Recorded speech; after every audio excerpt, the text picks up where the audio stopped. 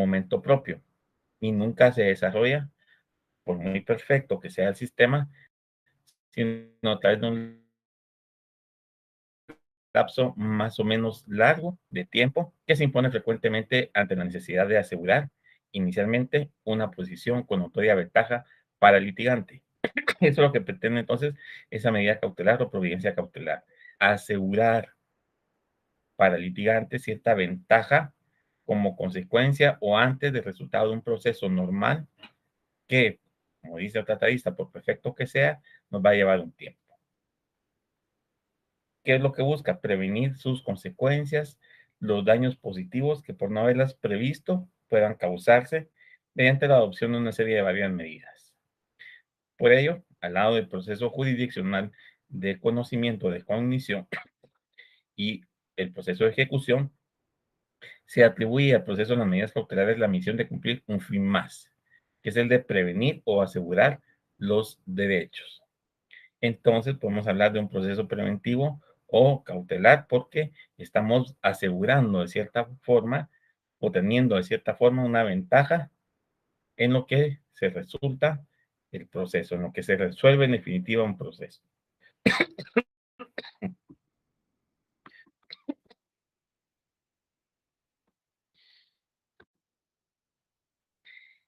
Sin embargo, existen diferentes tipos de procesos cautelares de acuerdo con la legislación establecida en el Código Procesal Civil y Mercantil. Para el caso de Guatemala, podemos citar las que en primer término aparecen en dicho código en su artículo 510, libro quinto, título primero, capítulo 1, que dice que para garantizar la seguridad de las personas, proteger datos o de actos reprobados por la moral o las buenas costumbres, los jueces de instancia decretarán de oficio o a instancia de parte, según las circunstancias propias de cada caso, su traslado a un lugar donde libremente puedan manifestar su voluntad, es decir, las personas afectadas, y gozar de los derechos que establece la ley. Los jueces menores, es decir, los jueces de paz, pueden proceder en casos de urgencia, dando cuenta de su actuación inmediatamente al juez de primera instancia que corresponda de acuerdo con las diligencias que haya practicado. Luego encontramos los artículos 519 a 522 del Procesal Civil y Mercantil siempre, que establecen lo relativo a la oposición y que si ésta se plantea, se tramitará el proceso de oposición como un incidente. De igual manera, establece los relativos a los menores o incapacitados que quedan abandonados por fallecimiento de la persona cuyo cargo se encontraba, y en este caso se le da intervención al Ministerio Público. Así lo establece el código. Recuerden ustedes que a partir de cierto año para acá, en todas aquellas disposiciones de materia no penal donde se mencione el Ministerio Público, se debe entender ahora Procuraduría General de la Nación, para poder establecer las medidas conducentes en cuanto al amparo, guarda y representación de menor. Es decir, vamos a decir a PGN, usted va a intervenir y va a ser el garante de estas personas, de estos niños o de estas personas que no tienen quien, que se encuentran desvalidos, para proteger sus derechos, para guardarlos, para amparar que su actuar va a estar encaminado a proteger a esta persona. Por último, ese capítulo establece que a solicitud de los padres, tutores o guardadores, el juez dictará las medidas que estime oportunas a efecto de que menor o incapacitado que haya abandonado el hogar, ese es el otro supuesto, sea restituido al lado de las personas a cuyo cuidado o guarda se encontraba antes del abandono. Para ello, el juez hará comparecer al menor o incapacitado a su presencia, es decir, ante el juez, levantará acta haciendo constar todos los hechos relacionados con la causa del abandono y dictará las disposiciones que crean necesarias. Iniciará, en su caso, los procedimientos que correspondan. Y si es constitutivo de delito, pues deberá certificar, hoy sí, al Ministerio Público para la investigación correspondiente. Si ustedes se dan cuenta, la normativa, es decir, el Código Procesal Civil y Mercantil, data de 1963. Entonces les pregunto, ¿creen ustedes que dichas disposiciones se encuentran vigentes aún? Ya tienen 50 años aproximadamente. Según la pregunta que les dejo, ¿creen que el proceso se realiza al día de hoy de esa manera? Y para eso, pues veremos lo que establecen otras normativas.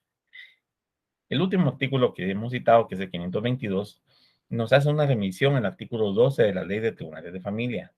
Recuerden que la Ley de Tribunales de Familia nos indica que en la ausencia de alguna disposición se va a aplicar de forma supletoria el Código Procesal Civil y Mercantil. Y el 522 lo amarramos con el artículo 12 de esa ley. El 522 regula entonces que los tribunales de familia tienen facultades discrecionales, es decir, van a poder decidir de acuerdo al criterio del juez y las constancias procesales. Deberán procurar que la parte más débil en las relaciones familiares quede debidamente protegida y para el efecto dictarán las medidas que consideren pertinentes. Esta ley fue aprobada un año después del Código Procesal Civil y Mercantil. Y les vuelvo a hacer las dos preguntas. ¿Estarán vigentes esas disposiciones? ¿Creen ustedes que todavía el proceso se realiza de esa manera, lo que establece el Código Procesal Civil y Mercantil y la Ley de Tribunales de Familia? Esto en la actualidad resulta totalmente inviable. Son normas que conservan su vigencia, porque además están vigentes, pero que no son operativizadas y por lo tanto el proceso antes descrito no tiene cabida en la actualidad. Para ello se hace entonces uso de reglamento de gestión de juzgados y salas con competencia en materia de la niñez y adolescencia y adolescentes en conflicto con la ley penal. Esa es la normativa que rige al día de hoy en cuanto a cómo diligenciar los procesos relativos a la niñez y la adolescencia. Amenazado o violentar sus derechos, como los juzgados y todas las entidades que están en la sede del MAINA, que es el tema de place. Pero también establece ese reglamento para adolescentes en conflicto con la ley penal. Esos juzgados están ubicados en zona 9 y ya son los que conocen el proceso penal en contra de adolescentes que han violado o violentado alguna norma de tipo penal. Vamos a ver entonces el reglamento en sí para que ustedes puedan ir viendo cómo se gestiona.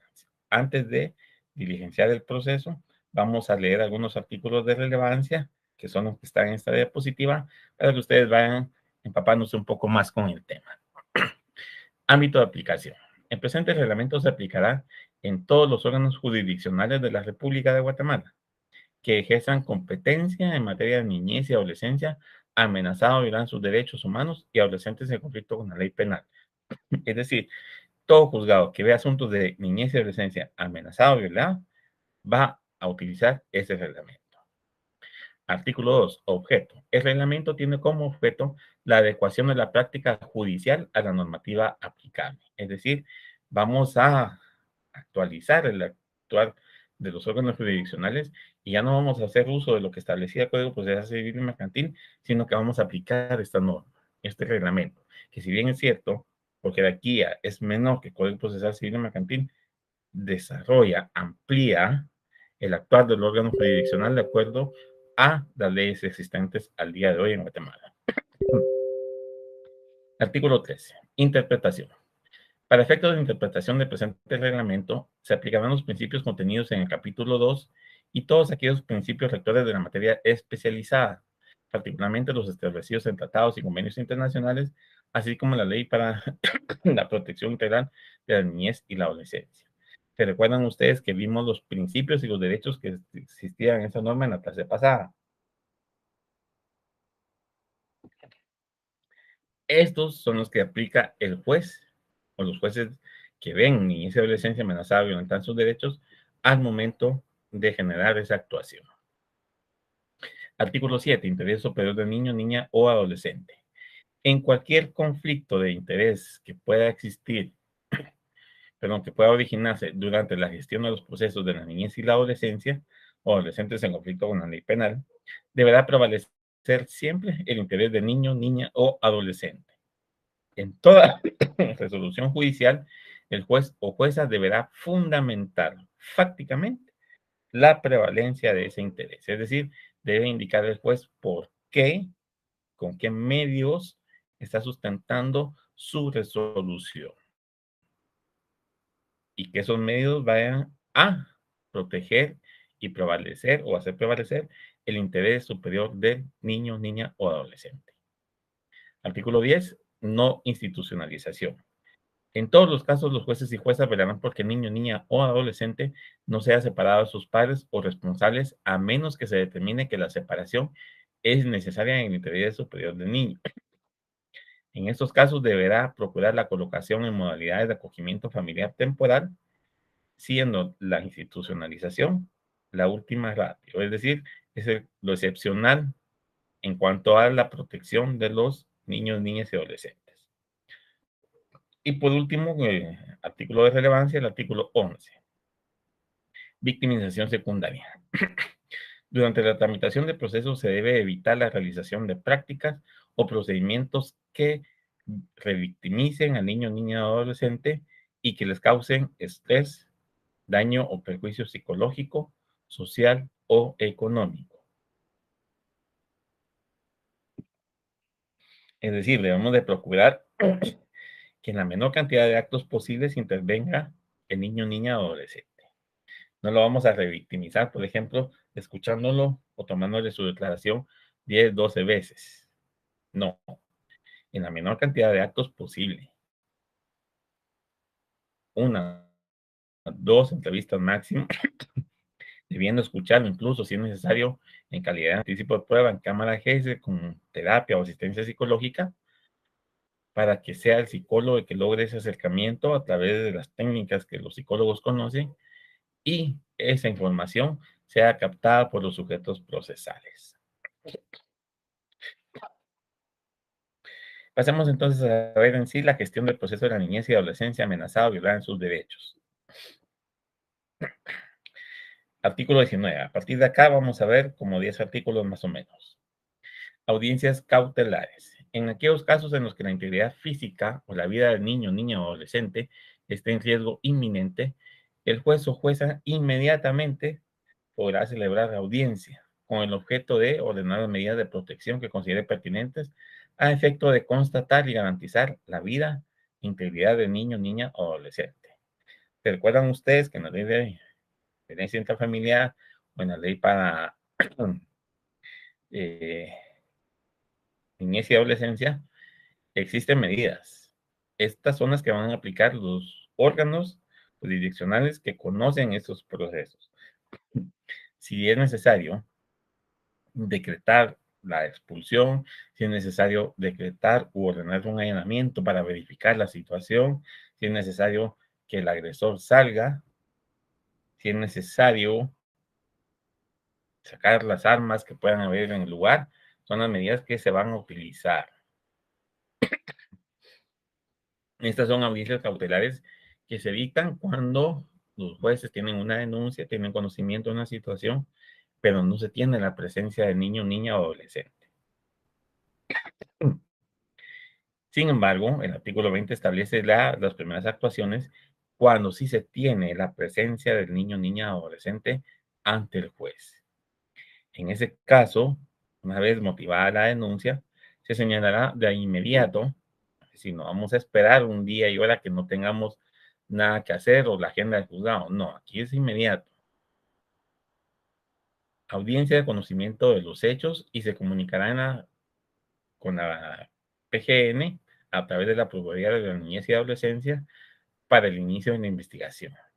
¿Qué implica esa audiencia de conocimiento de hechos? Es decir, vamos a hacerle conocimiento del Estado a través del órgano jurisdiccional, a través de la PGN, del Ministerio Público, del INACIF, de todos los que deban intervenir en esa audiencia, la situación que está ocurriendo. Para el efecto, la persona que reciba la denuncia queda obligada a verificar que en la misma se incluye la información suficiente que permita la utilización de medios expeditos de comunicación para los que tengan interés en el asunto, así como la información que permite identificar circunstancias específicas relativas al idioma materno o de discapacidad que pueda sufrir el NNA, con el objeto de garantizar la celebración de la audiencia. Presente niño, niña o adolescente, se procederá inmediatamente a oírlo tomándose su declaración a través de la correspondiente entrevista, como les dije, de preferencia en cámara Gesell de una vez ante juez. Si no existe cámara Gesell, pues de preferencia a puerta cerrada, por el pudor que puede existir con relación a la niñez y la adolescencia, para que el juez pueda dictar la medida cautelar oportuna, si procede, y fijar la fecha de la audiencia de conocimiento de los hechos. Para eso va a notificar a las partes. Es decir, aquí vamos con una serie de audiencias para ver cómo se va desarrollando esta situación. Posteriormente y de forma inmediata se comunicará a la Procuraduría de la Niñez y la Adolescencia de la PGN para el inicio de la investigación. ¿Qué tipo de investigación va a hacer PGN? Es una investigación obviamente no penal, porque no le compete, sino recabar los medios suficientes que puedan establecer la amenaza o la violación de un derecho humano de la niñez y la adolescencia. Entrevistar vecinos, obtener videos. Ustedes lo han visto en las noticias cuando de repente se ve que una persona agrede a su niño o niña, su bebé de meses. ¿Qué hace? Con base en ese video, PGN actúa, rescata y pone a disposición del juez al niño. Y obviamente PNC pone a disposición del juez a la persona agresora, si se da la captura de forma inmediata. Así es como se actúa. En todos los casos en que existieran indicios de la comisión de un hecho delictivo en contra de niño, niña o adolescente, se certificará lo conducente adjuntando todas las acciones efectuadas a la Oficina de Atención Permanente del Ministerio Público o a la Fiscalía si no existe esta oficina. En todos y cada uno de los procesos de protección, el juzgador deberá oír al niño, niña o adolescente de conformidad con la autonomía progresiva de los mismos. Vamos a hacer una cosa, vamos a obviar toda la palabra niño, niña y adolescente y vamos a decir NNA. Y en cuanto a la autonomía progresiva de los niños o de los adolescentes, ¿qué implica? ¿Qué es esa autonomía progresiva? Es decir, esa independencia que el niño, niña, adolescente va a ir adquiriendo de forma progresiva.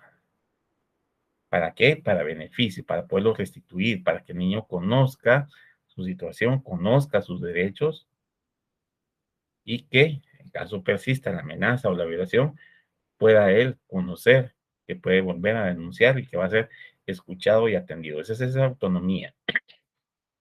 Hacerlo de una forma independiente, de acuerdo a su interés.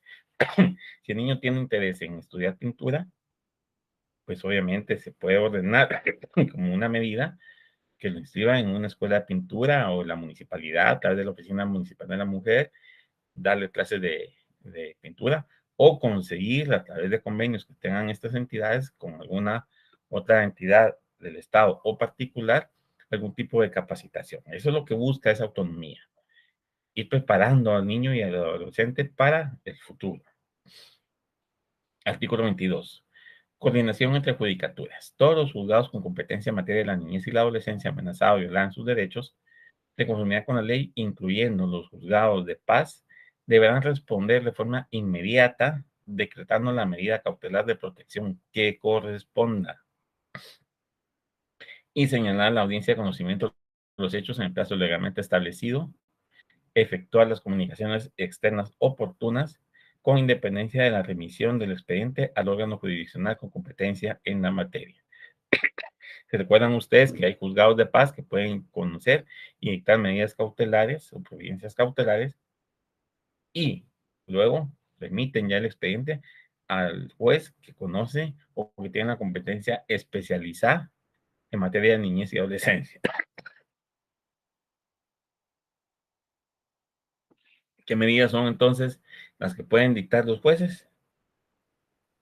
Las de la Ley de Protección Integral de la Niñez y la Adolescencia y las de la Ley para Prevenir, Sancionar y Erradicar la Violencia Intrafamiliar.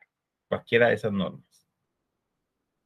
Recuerden que ambas dicen que se pueden complementar con alguna otra disposición legal una vez no contraría el texto.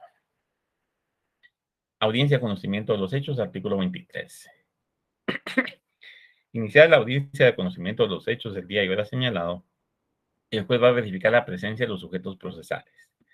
La PGN deberá informar entonces del resultado de las diligencias de comprobación o de investigación que realizó respecto de los hechos que fueron anteriormente denunciados, sin perjuicio de que pueda presentar documentos, testigos, informes o incluso peritajes para fundamentar el avance de esa investigación. Es decir, ir acreditando si efectivamente los hechos o la amenaza se dio.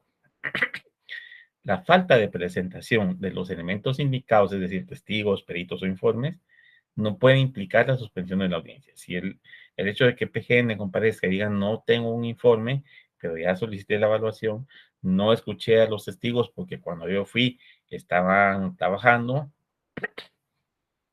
eso no es impedimento para suspender la audiencia. La audiencia solo se puede suspender por dos razones. O que el niño, niña, adolescente, el NNA no comparece, o que el representante de la PGN no llegue al momento de la audiencia. Si esa inasistencia es justificada por parte de PGN, se realizará lo regulado en el artículo 29 que lo vamos a ver al final. Audiencia definitiva. Si durante la celebración de esta audiencia se presentaren nuevos medios de prueba, se diligenciarán siempre y cuando los nuevos medios de prueba ofrecidos se deriven de los hechos investigados en la denuncia o por motivo de la denuncia. El juez resolverá en todo caso con los elementos de convicción de los que dispone en ese momento la situación respecto a esa audiencia de conocimiento de los hechos. En esa audiencia puede modificar, cambiar, quitar, colocar, poner nuevas medidas cautelares por parte del juzgado. La resolución que se adopte se notificará a las partes en esa misma audiencia, debiendo recordar a estas su derecho a impugnar en dicho instante la resolución emitida.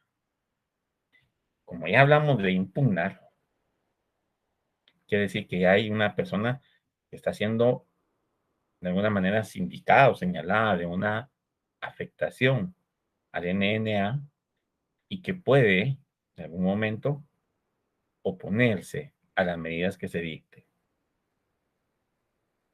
Y el juez o la jueza deberá además impulsar de oficio todas aquellas actuaciones que la ley le permita de conformidad con el artículo 6 de ese reglamento. ¿Cómo planteamos esa oposición?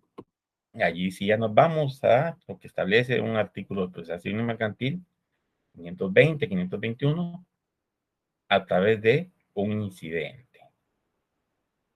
Si somos nosotros los responsables de la guarda y custodia de esa niñez y adolescencia o adolescencia, y contra nosotros se dictan esas medidas o se imponen esas medidas, nos podemos oponer, podemos presentar un incidente de oposición. Pueden impugnarse las medidas, puede apelarse, habrá algún recurso que se pueda manifestar. El recurso solo se puede plantear contra autos o sentencias que pongan fin a un proceso. Y aquí no se está poniendo fin. Entonces, esa impugnación a la que se refiere este artículo es efectivamente la oposición. Nos oponemos a esto, por esto y esto y esto. Me pongo esta medida, considero que no es apta, que no es idónea, y por lo mismo solicito al juez que mejor no imponga esa, sino que imponga esta otra, o que no imponga ninguna. A eso se refiere. Como siempre, jóvenes, si tienen dudas, por favor, un correíto, no un chat, un correo, para poder dar respuesta a sus inquietudes. Artículo 25. Intervención de equipo multidisciplinario. Los jueces y juezas de los NNA tienen la obligación, antes de asumir cualquier decisión, de tomar en consideración la opinión, los estudios y resultados presentados de todos y cada uno de los profesionales que forman ese equipo multidisciplinario, que son profesionales en la psicología, la pedagogía, trabajo social e incluso la medicina, que hayan podido intervenir o participar en el proceso de protección sin importar la institución a la que perteneciere. Si es un pedagogo o si es un trabajador social independiente, si es un psicólogo de una clínica independiente, pero aporta y le ayuda al juez a tomar esa decisión, a ser tomada en cuenta. Por eso le da esa libertad discrecional al juez. Esto para, obviamente, emitir la mejor decisión. Si hubiese una contradicción entre las opiniones, estudios, conclusiones o recomendaciones que hayan emitido los profesionales, que puede ser que existan dos profesionales en la misma área y que emitan opiniones diferentes, el juzgador puede, no, debe, mejor dicho, solicitar un nuevo estudio a cualquier otra institución y a eso es lo que le conocemos como el tercero en discordia, es decir, una tercera opinión que nos va a permitir como jueces tener un mejor criterio para resolver. Si son dos evaluaciones psicológicas que se contradicen, por ejemplo, bueno, citemos a un tercer psicólogo que lo evalúe y vamos a ver a quién de los dos psicólogos anteriores le asiste la razón. Alguien tiene que tener algún grado de certeza. Eso nos va a servir para una mejor decisión. Artículo 26, modificación de las medidas cautelares. Todas las medidas cautelares de protección otorgadas podrán ser modificadas en cualquier momento del desarrollo del proceso, siempre y cuando hayan variado las circunstancias que originaron la medida, y éstas sean acreditadas con el respaldo de informes que podrán emitir los profesionales del equipo multidisciplinario ya citado. Quien pretenda la modificación de la medida otorgada deberá solicitar en forma verbal o por cualquier medio expedito la audiencia ante la unidad de comunicaciones del juzgado para la formulación y sustentación de ese requerimiento, es decir, de ese incidente. Al formularse la solicitud, se señalará inmediatamente día y hora para la celebración de la audiencia, debiéndose comunicar a los demás sujetos procesales y los integrantes del equipo multidisciplinario para que acudan a esta audiencia. ¿Por qué? Porque vamos a escuchar a los sujetos procesales, vamos a escuchar a ese equipo multidisciplinario para ver si la persona que plantea la oposición puede o no tener razón. Por eso se les da intervención. Vemos siempre el interés superior del niño y todas las entidades que participan deben de velar por el interés superior del niño, su autonomía progresiva, de forma objetiva para dar un informe final al juez o un informe temporal al juez para que éste pueda tomar la mejor decisión. Artículo 27. Control de la ejecución de la medida definitiva.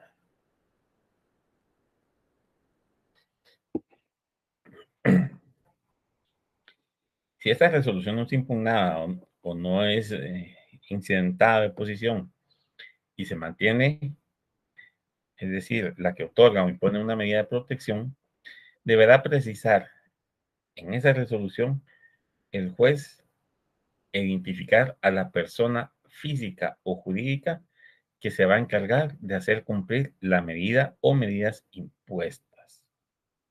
Si, por ejemplo, es una familia temporal, de acogimiento temporal, el juez va a decir en su resolución que la familia de acogimiento temporal integrada por fulano, sultano, que son los responsables, los autorresponsables, o la señora fulana tal, o el señor fulano tal, deberá velar porque el niño, niña, adolescente sea inscrito en una academia de pintura de la municipalidad, que termine su escolaridad primaria o básica, incluso diversificada, que tal cuestión, que no se le permita el acceso al agresor, que cualquier situación debe presentar al NNA ante el juez o ante quien sea requerido.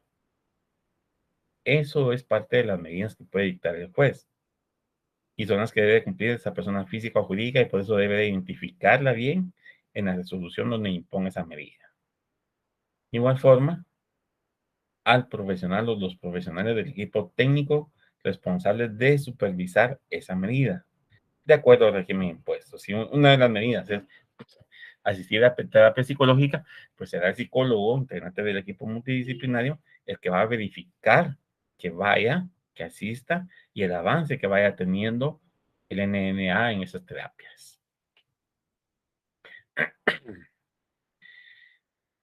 Debe indicar también en esa resolución el lugar, día y hora de la audiencia de verificación de la medida definitiva, es decir, si la medida impuesta cumplió su objetivo.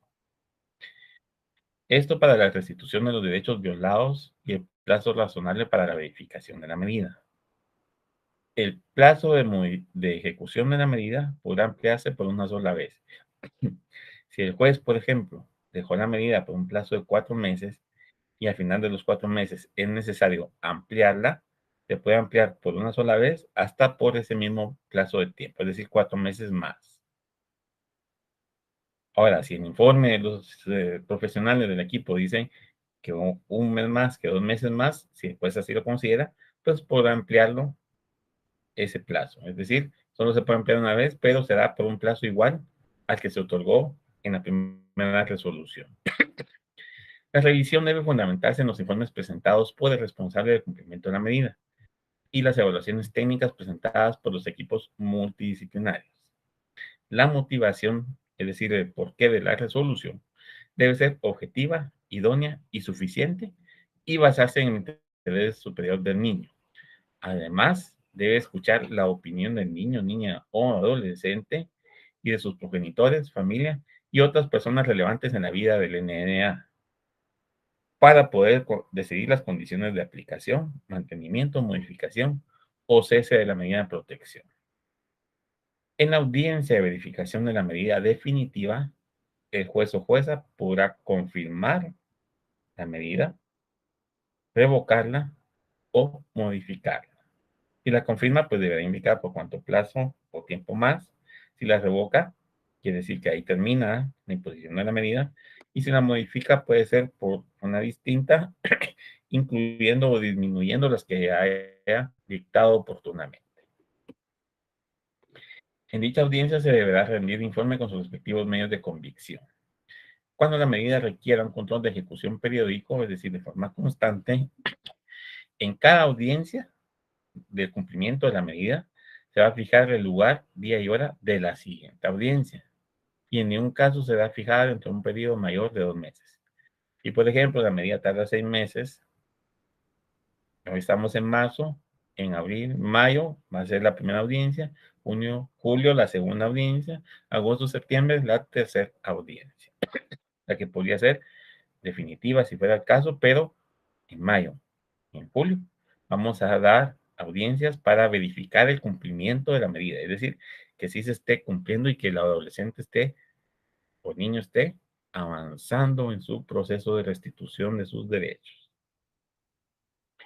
Antes de finalizar el plazo de ejecución de la medida, el juez o jueza en audiencia debe verificar la efectiva restitución del derecho vulnerado o amenazado del niño, niña o adolescente con fundamento en la opinión del equipo técnico y el interés superior del niño, niña o adolescente.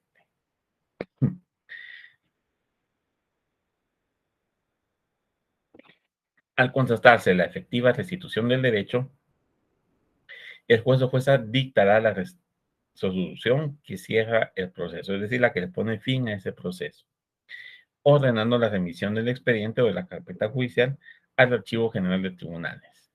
Esto de conformidad con lo que regula el artículo 50 del reglamento objeto de estudio.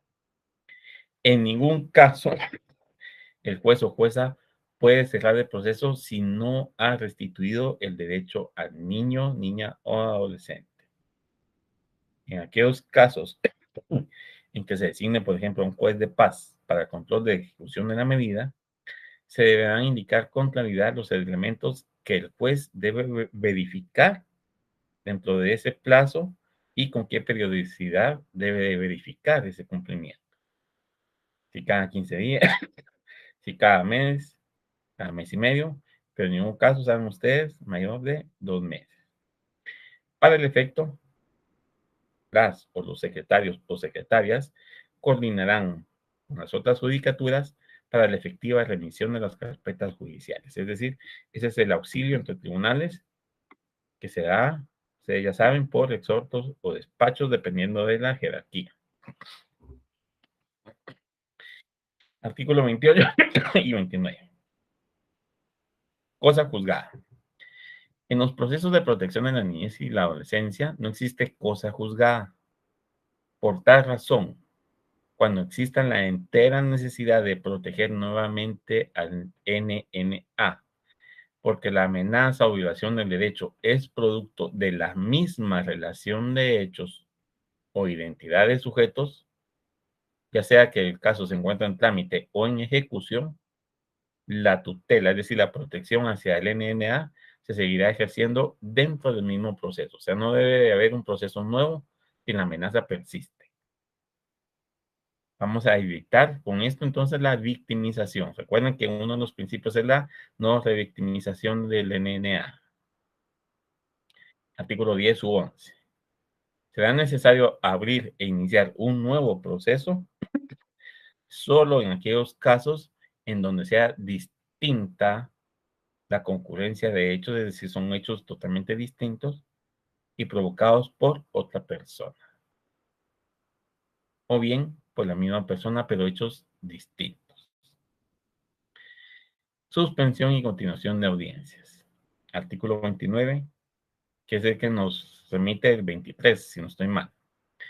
Las audiencias en los procesos de protección serán continuas hasta su finalización. Las audiencias definitivas se podrán suspender solo por un plazo no mayor de 10 días, salvo que los medios de prueba pendientes de diligenciar obliguen a una ampliación excepcional de ese plazo a un máximo de 30 días. De igual forma, se podrán suspender las mismas cuando el juez considere importante y relevante la comparecencia del NNA a la audiencia y esto no hayan asistido. Recuerden que el 23 dice que una de las causas de suspensión es que el NNA no esté presente. La incomparecencia injustificada por parte de la PGN deberá ser comunicada al Procurador General para el procedimiento disciplinario correspondiente del funcionario responsable, así como la certificación de lo conducente a donde corresponda, si puede ser incluso constitutivo de delito. Y en todo caso de que los que no comparezcan fueran los padres o tutores, ¿para qué va a oficiar la PGN? Para que se delegue o se decrete la representación legal del NNA porque está siendo desprotegido por quienes están obligados a proteger.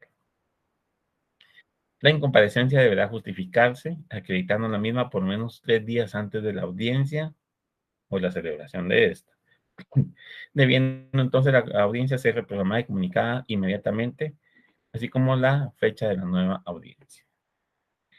Este proceso que hemos visto es resultado de lo previsto en el libro tercero, título 1, capítulo segundo, medidas de protección a la niñez y la adolescencia amenazada, violada en sus derechos humanos, que inicia con lo establecido en donde, en la sección 4 de la ley para la protección o ley de protección integral para la niñez y la adolescencia. Este proceso de niñez y adolescencia amenazada, violada en sus derechos, surge a partir de lo dispuesto en el artículo 117 de la Ley de Protección Integral de la Niñez y Adolescencia. Así que, por favor, a leer los artículos que hemos citado y las normas que puedan servir de complemento. Cualquier duda, como les dije, a través del correo del curso y con gusto las resolveré. Hasta acá la clase el día de hoy. No espero quitarles más su tiempo. Yo sé que ya están cansados. Mañana es día hábil, todavía hay que ir a laborar.